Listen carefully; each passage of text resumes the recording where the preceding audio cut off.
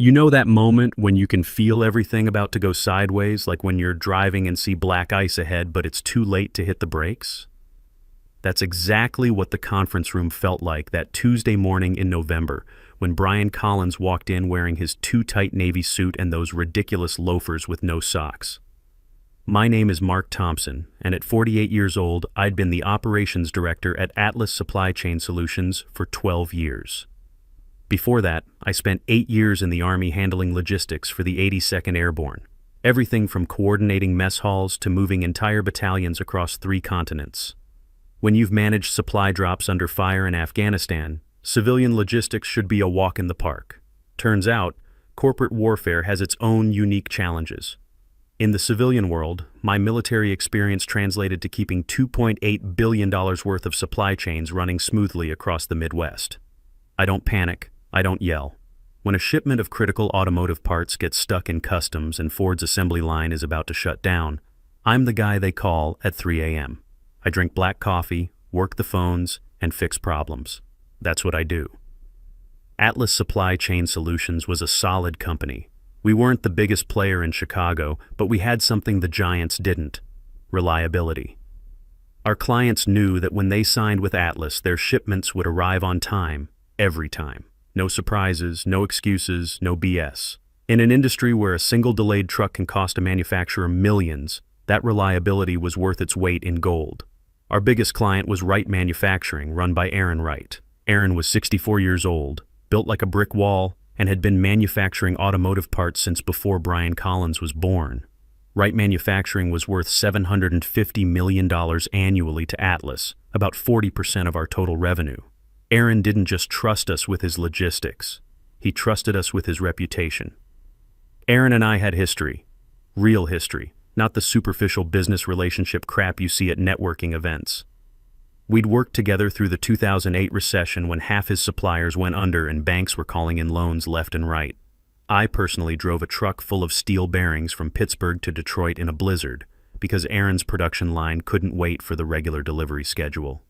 We sat in truck stops drinking terrible coffee and figuring out how to keep his factory running when the entire automotive industry was imploding.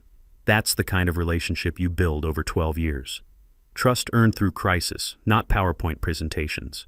Gary Collins, our CEO, had always understood this. Gary was 67 years old, a former Navy logistics officer who'd built Atlas from a 2-truck operation into a regional powerhouse. He knew the value of long-term relationships, and he knew better than to mess with what wasn't broken. Gary was planning to retire next year, and frankly, most of us figured he'd promote me to run the company. I had the experience, the relationships, and the track record. Then, Brian showed up. Brian Collins, Gary's 34-year-old son, fresh from his MBA program at Northwestern. He'd spent exactly 18 months in the family business, 6 months in accounting, 6 months in sales, 6 months learning operations. Now Gary had named him Vice President of Strategic Development, which was corporate speak for future CEO in training. Brian had that MBA confidence that comes from case studies and theoretical frameworks.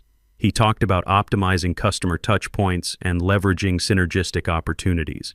He'd never loaded a truck, never spent a night in a truck stop, never had to explain to a plant manager why their shipment was stuck on the wrong side of a bridge collapse. But he had charts. God, did he have charts. Mark, he'd said during our first one-on-one meeting, I've been analyzing our client portfolio, and I think we're leaving serious money on the table. We're practically giving away premium services. Take Wright Manufacturing. They're getting white glove treatment for standard rates. That's not sustainable in today's competitive landscape. I'd tried to explain the Aaron Wright situation. How that account wasn't just about profit margins. How Aaron sent us referrals worth millions. How he'd stuck with us during the recession when bigger companies were offering him better rates. How some relationships were worth more than the immediate revenue they generated. Brian listened with that polite smile you give to your grandfather when he starts talking about the good old days. Then he said, Mark, that's old school thinking. Business is about maximizing shareholder value, not maintaining cozy relationships. We need to evolve or we'll get left behind. The thing about military training is it teaches you to read situations quickly. Brian wasn't interested in learning from experience. He was interested in proving he was smarter than the people who'd built the company before he arrived. He was looking at our client list like a surgeon looking at unnecessary organs, things that could be cut out to make the body more efficient. And now, on this Tuesday morning in November, Brian was walking into our weekly operations meeting with a stack of folders and that same confident smile. He'd been dropping hints all week about big changes coming and exciting new initiatives, the kind of language that makes experienced people start updating their resumes. "Good morning, team," Brian announced, settling into his chair like he owned the place, which technically he would someday. "I've got some exciting updates on our right manufacturing strategy that I think you're all going to love." I felt that familiar knot in my stomach, the same feeling I got in Afghanistan right before everything went to hell. "I've been doing a deep dive on the right account," Brian continued, spreading his charts across the conference table like he was planning D-Day.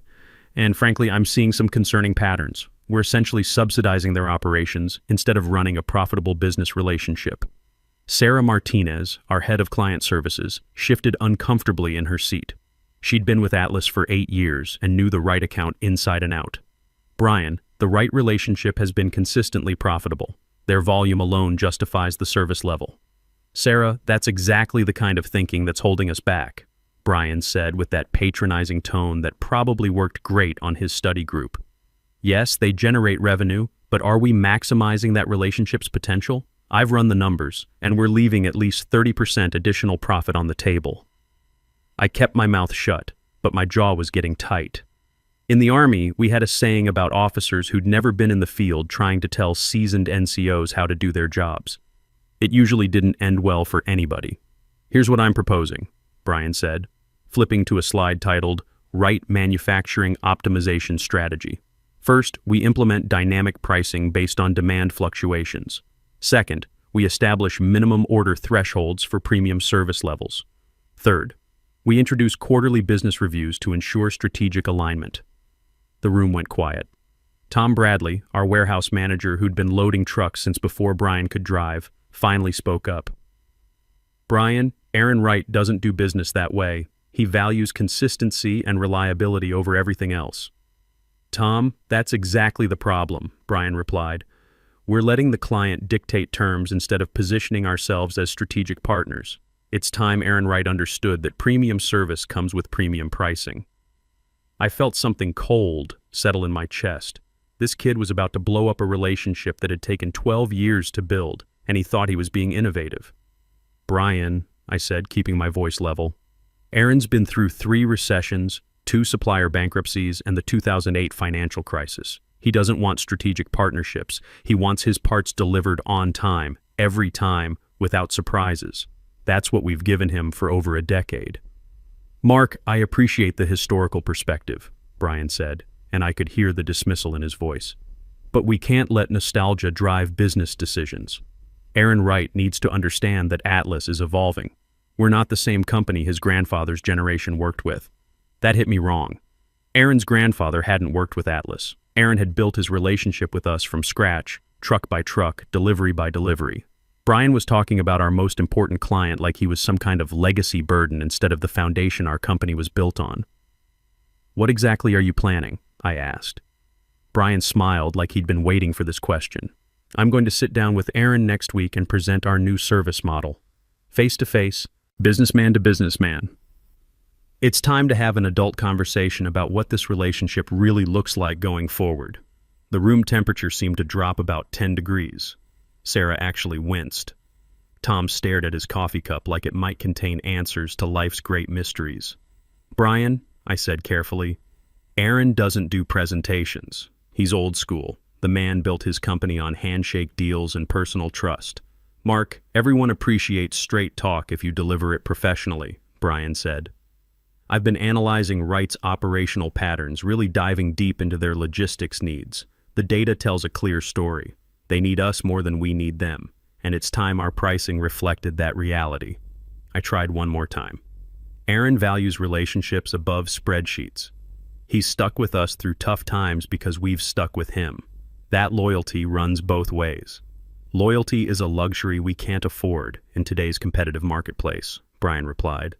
"Business is about maximizing value for all stakeholders. If Aaron Wright is truly a strategic partner, he'll understand that mutual prosperity requires mutual investment." The kid was speaking in business school buzzwords, but what I heard was someone who'd never had to look a plant manager in the eye and explain why his production line was shutting down. Someone who'd never spent Christmas Eve in a truck stop because a client needed an emergency delivery. Someone who thought relationships were just another line item on a profit and loss statement. Gary Collins walked into the room at that moment, coffee in hand, looking tired. At 67, Gary was ready to step back, and everybody knew it. He'd built Atlas on the principle that your word was your bond, that relationships mattered more than quarterly earnings, and that taking care of your clients meant they'd take care of you. "Morning, team," Gary said, settling into his chair. "Brian, I hear you've got some new initiatives to discuss." "Dad, I was just explaining the right optimization strategy to the team," Brian said. "I think it's exactly the kind of forward-thinking approach Atlas needs as we move into the next phase." Gary nodded slowly. He looked around the room, taking in our faces.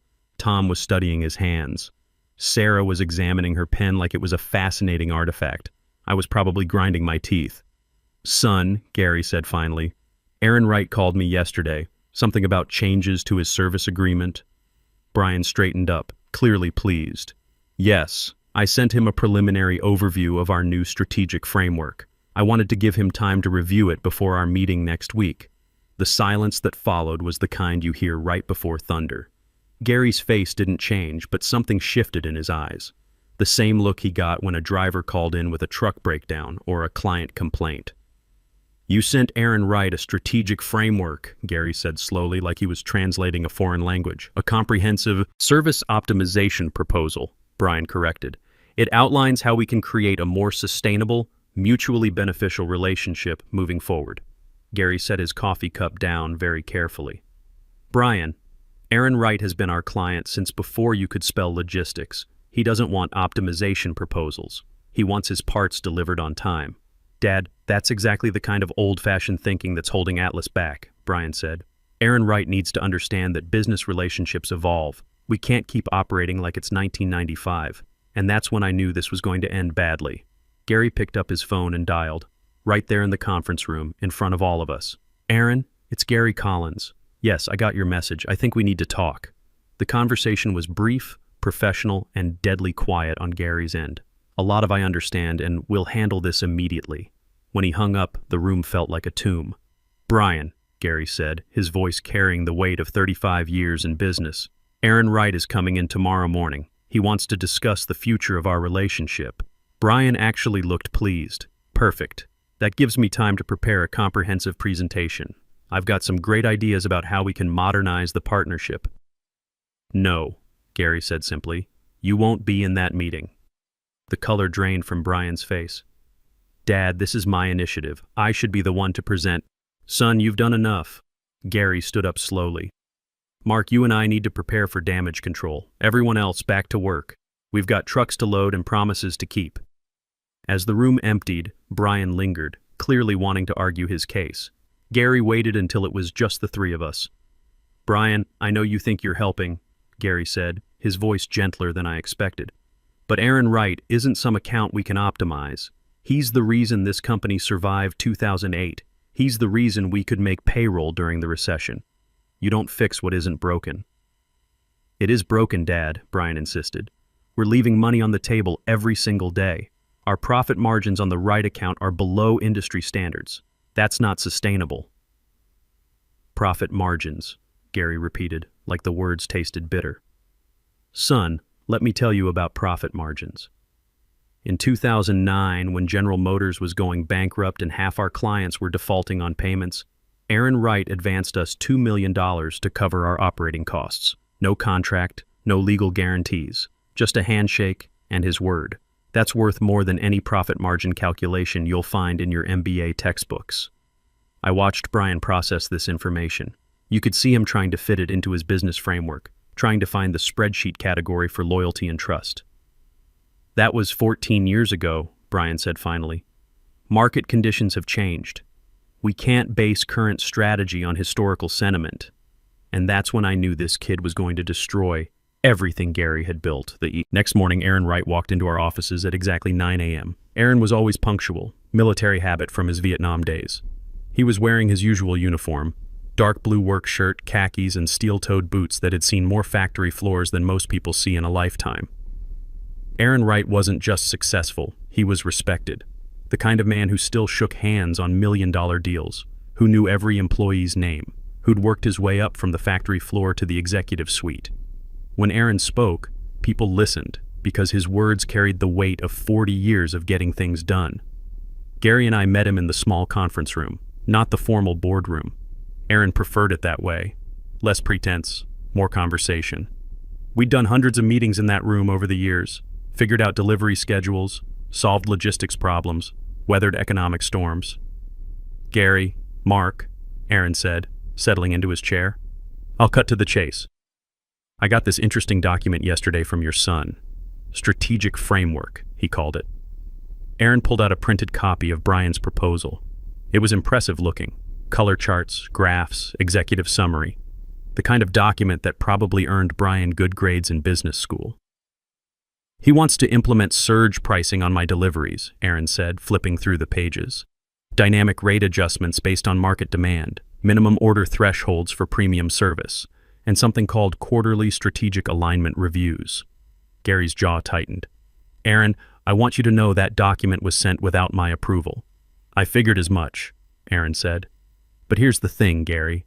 Your boy also mentioned that Atlas is evolving and that I need to adapt to new marketplace realities. He suggested that our current arrangement is, and I quote, unsustainable in today's competitive landscape." The room went quiet. Aaron set the document down and looked directly at Gary. "Gary, we've been working together for 12 years. My company has grown from $200 million to $750 million in annual revenue during that time. Atlas has handled every pound of freight, every delivery, every emergency shipment. You've never missed a deadline, never surprised me with hidden costs, never failed to answer the phone when I called." Aaron paused, choosing his words carefully.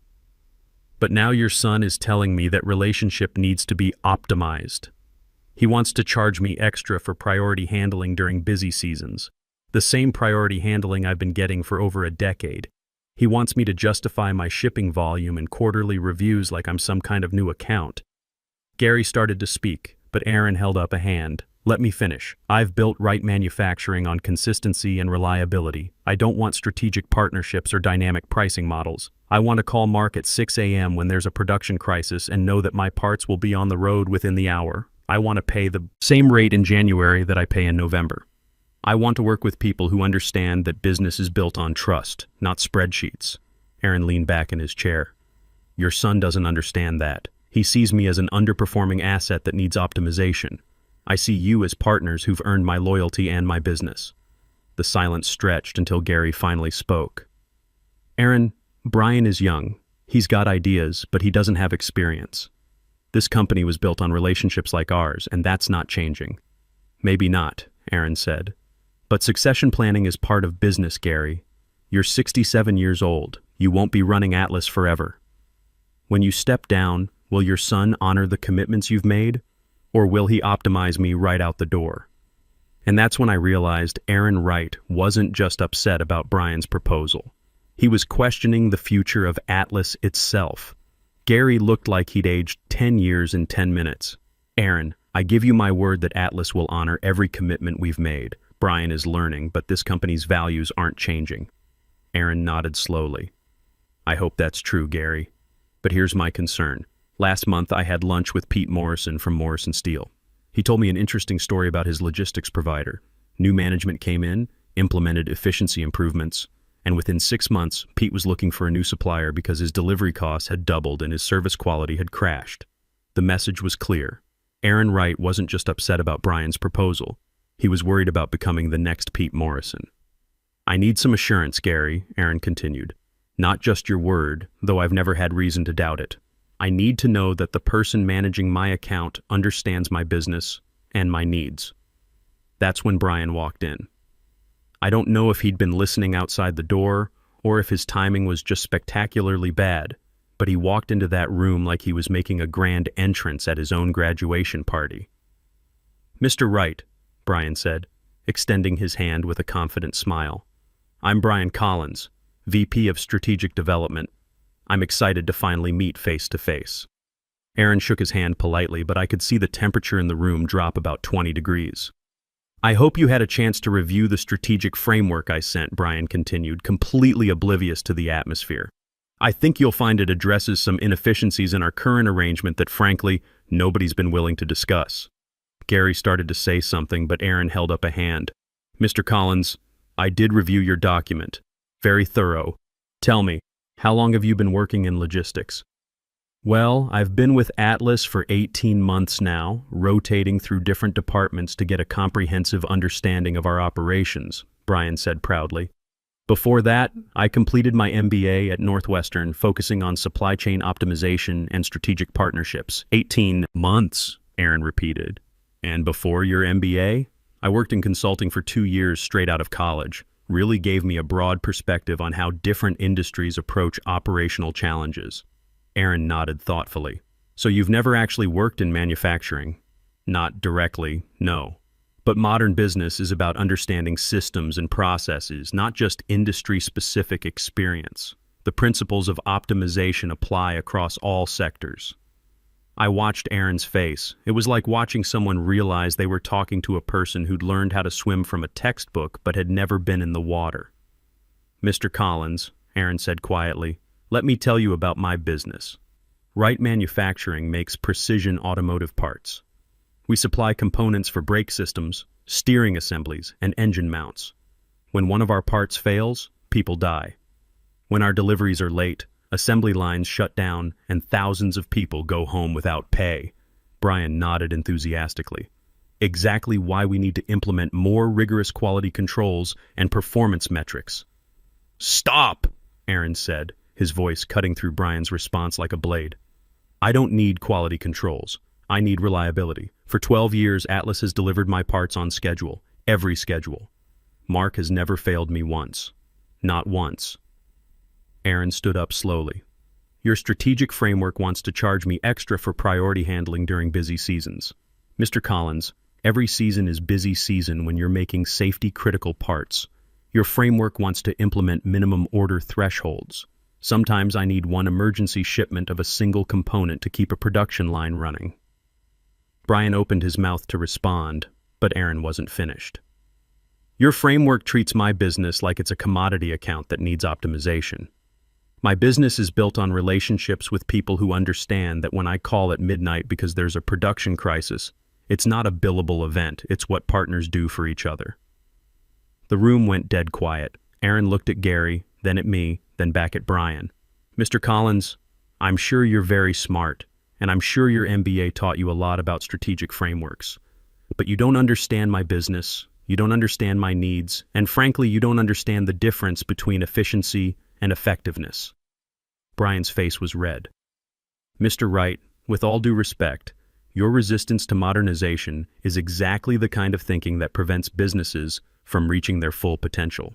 We're offering you a chance to participate in a more sophisticated, mutually beneficial partnership. That's when I stood up. Brian, I said quietly, you need to stop talking. Mark, this is exactly what I was talking about, Brian said, turning to me with frustration. This old-school mentality is holding us back. Mr. Wright needs to understand that business relationships evolve. I looked at Aaron Wright, this man who'd stuck with us through recessions, who'd advanced us money when we needed it, who'd sent us millions in referrals over the years. He was sitting there being lectured by a 34-year-old kid who thought relationships were just another line item on a profit and loss statement. You're right, Brian, I said. Business relationships do evolve. I turned to Aaron. Aaron, I want you to know that everything Brian just said is exactly why I'm resigning from Atlas effective immediately. The silence that followed was absolute. Gary's mouth fell open. Brian looked like he'd been slapped. Aaron Wright just nodded slowly, like he'd been expecting this. I've been thinking about starting my own operation, I continued. Thompson Tactical Logistics. Small, focused, built on the idea that relationships matter more than spreadsheets. Aaron, if you're looking for a logistics partner who understands that your business isn't a strategic framework waiting to be optimized, give me a call. I pulled out my business cards I'd had printed 2 weeks ago when I first realized where this was heading, and handed one to Aaron. "Gentlemen," I said, heading for the door, "it's been educational." 3 months later, Thompson Tactical Logistics had signed Wright Manufacturing, Morrison Steel, and Patterson Automotive. Combined annual revenue, $1.2 billion. All 3 clients followed me from Atlas within 60 days of my resignation. Brian Collins was let go last month. I heard through the grapevine that Atlas's revenue dropped 45% in the first quarter after I left. Gary Collins had to postpone his retirement to try to rebuild the relationships his son had destroyed. Aaron Wright called me yesterday. "Mark," he said, "you know what the difference is between strategy and tactics? Strategy is what you plan. Tactics are what you do when the plan falls apart. Sometimes the best revenge is just doing your job better than the people who thought they could replace you."